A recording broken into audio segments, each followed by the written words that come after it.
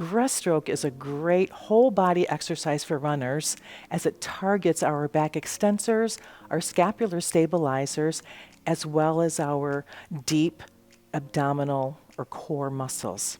So let's meet on the mat in prone position on our stomachs, extending our legs out long behind us, parallel, adducted, or if you need to have them open a little bit due to your hip mobility, that's fine.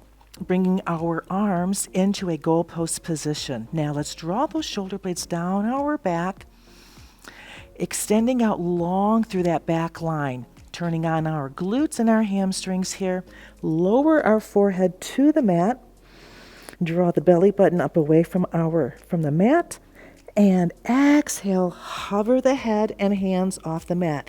Now let's extend those arms out in front. Imagine we are Superman. On our next inhale, draw the fingertips back by our hips as we draw the shoulders back, lifting the sternum. Exhale, bring those arms back in front. Inhale, drawing back. And as we exhale, elongate the spine. On the inhale, reach long. Let's do that 2 more times, keeping our head in line with our spine, keeping our pelvis level and stable.